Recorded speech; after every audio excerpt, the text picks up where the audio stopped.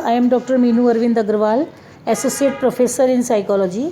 इससे पहले की वीडियो में मैंने जब आपको परीक्षण रचना के 5 स्टेप्स जो लिखाए थे, उनमें से दूसरा जो पद है परीक्षण के प्रारंभिक रूप की तैयारी करना, वह समझाया था।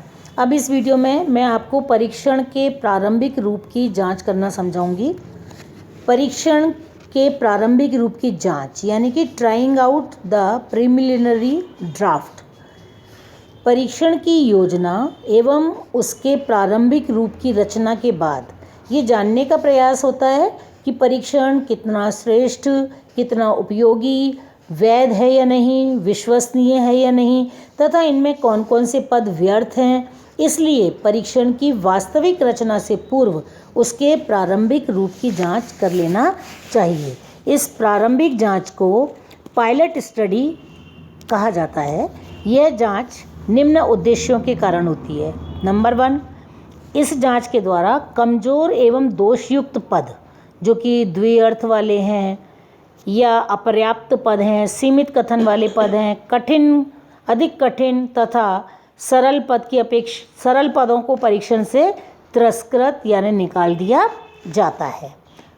दूसरा पॉइंट है, समस्त चयन किए पदों में परीक्षण उद्देश्यों का प्रतिबिंब होना चाहिए। अतः इसके लिए प्रत्येक व्यक्तिगत पद की वैधता ज्ञात करना चाहिए, ज्ञात करनी होती है। वैधता क्या होती है? परीक्षण जिस उद्देश्य से बनाया जा रहा है वह इसकी पूर्ति कर रहा है या नहीं।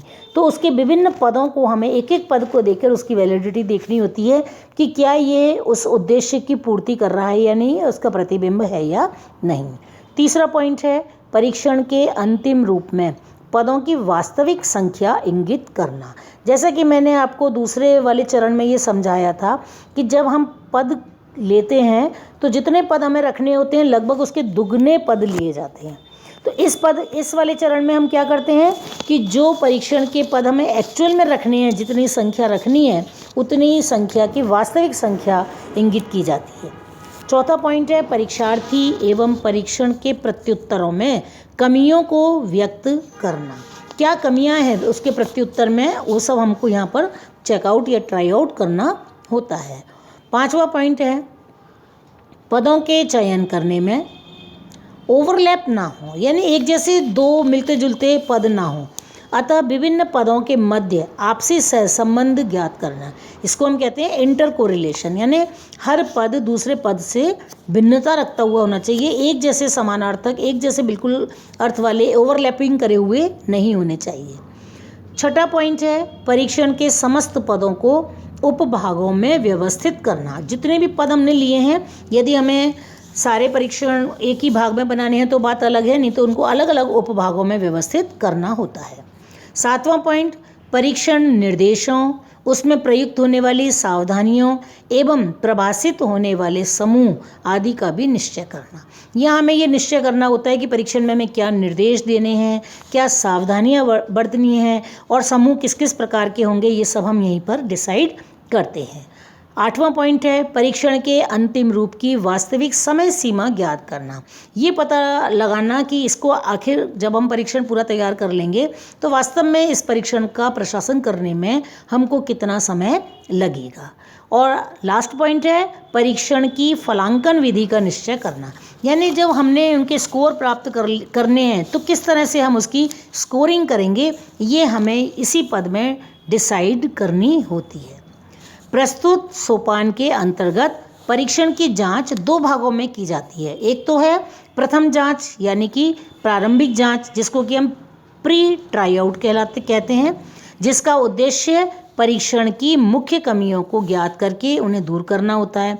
और दूसरी जांच कहलाती है वास्तविक जांच, जिसका संबंध परीक्षण के महत्वपूर्ण पक्ष पद विश्लेषण से होता है। ठीक है, तो पहले हम समझेंगे प्रारंभिक जांच यानी प्री ट्राई आउट क्या है। प्रारंभिक जांच के लिए परीक्षण प्रशासन प्रायः मूलक जनसंख्या के 15 या 20 व्यक्तियों पर इस उद्देश्य से किया जाता है जिससे उसकी मुख्य कमियों को पाकर दूर किया जाए। इसके अंतर्गत परीक्षण एक छोटे समूह पर प्रशासित किया जाता है, जिससे कि परीक्षण से संबंधित अनेक पहलुओं का अनुमान हो जाता है और उसकी मुख्य कमियां भी ज्ञात हो जाती हैं। किंतु इस प्रशासन में व्यक्तिगत पदों के विश्लेषण का कोई भी कार्य नहीं होता है। जांच की इस प्रक्रिया में सर्वप्रथम उस प्रतिदर्श का निश्चय किया जाता है जिसके निमित्त परीक्षण की रचना हो रही है, तथा फिर जांच करने के लिए परीक्षण को उसी समूह के कुछ प्रतिनिधि व्यक्तियों पर प्रशासित किया जाता है। परीक्षण के प्रशासन में कितना समय लगता है इसका भी निश्चय कर लिया जाता है। यदि परीक्षण के 2 प्रतिरूप हैं तो ये देखा जाता है कि दोनों प्रतिरूपों के प्रशासन में कितने समय का अंतर होना चाहिए। इसी स्तर पर परीक्षण के निर्देशों को संक्षिप्त, संगत एवं एकरूपता के साथ निर्धारित करना चाहिए, जिससे कि वे परीक्षार्थी को सुगमता और स्पष्टतया समझ में आ जावें। यही नहीं, विषय को दिए गए निर्देशों, परीक्षण पदों एवं अभ्यास के पदों में संदिग्धता तथा अपर्याप्तता को भी देखना होता है। इसी स्तर पर फलांकन कुंजी की रचना भी की जाती है। सरल एवं मितव्ययी फलांकन पद्धति का प्रयोग हमें परीक्षण रचना के समय करना चाहिए। यदि किन्हीं परिस्थितियों एवं परीक्षण पदों के सही प्रत्युत्तर पाने में अनुमान की अधिक संभावना या अवसर तत्वों का प्रभाव विद्यमान हो तो इसके लिए एक सूत्र है जिसका प्रयोग किया जाना चाहिए, S = R-W/N-1। मैं फिर से बोलती हूँ, S =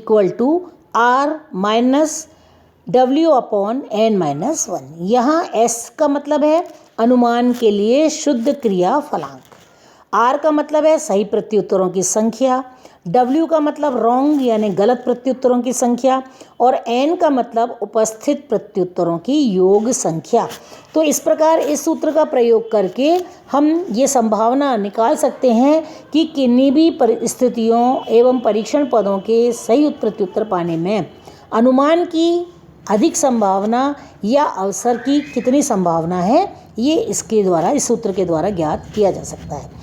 अब इसकी जो दूसरा पार्ट है, जो मैंने बताया, पहला प्रारंभिक जांच और दूसरी वास्तविक जांच। वास्तविक जांच में क्या किया जाता है?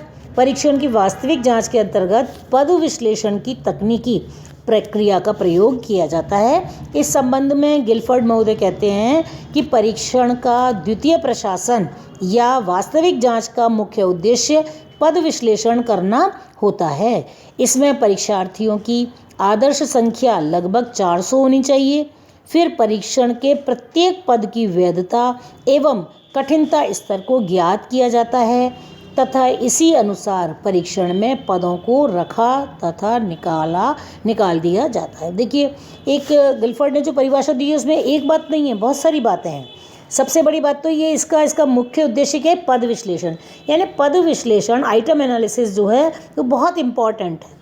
आइटम एनालिसिस में क्या करते हैं, जो टेस्टीज़ हैं जिनके ऊपर परीक्षण किया जाएगा, पहली बात तो ये उनकी संख्या थोड़ी सी नहीं होनी चाहिए, लगभग 400 होनी चाहिए। फिर परीक्षण के प्रत्येक पद की वैधता, यानी एक तो पूरे परीक्षण की वैधता ज्ञात की जाती है और एक यदि परीक्षण में हमने 90 आइटम लिए हैं, 60 आइटम लिए हैं, तो उसके प्रत्येक पद की वैधता और हर पद का कठिनता स्तर ये ज्ञात किया जाता है। और इसी के अनुसार जिस परीक्षण की वैधता सही है, पद की वैधता अच्छी है और जिसका कठिनता स्तर सही है, उसको ही पद में रखा जाए, बाकी को निकाल दिया जाए। यानी कि जो वास्तविक परीक्षण है वो बहुत इंपॉर्टेंट है और इसके अंदर हमें बहुत सारी चीज़ें पढ़नी है। एक सबसे नंबर 1 पर आएगा पद विश्लेषण, जिसको कि मैं आपको इसकी अगली वाली वीडियो में समझाऊंगी। पद विश्लेषण का अपने आप में भी इंडिपेंडेंट एक क्वेश्चन आता है, इसलिए आपको इसको ज़्यादा अच्छी तरह समझना है। अगली वीडियो में पद विश्लेषण क्या है, इसका क्या अर्थ है, इसकी क्या विधि है, किस प्रकार से पद विश्लेषण ज्ञात किया जाता है और पद विश्लेषण के साथ साथ पद की वैधता, विभेदीकरण और पद कठिनता, इसके ऊपर भी मैं प्रकाश डालूंगी। Thank you.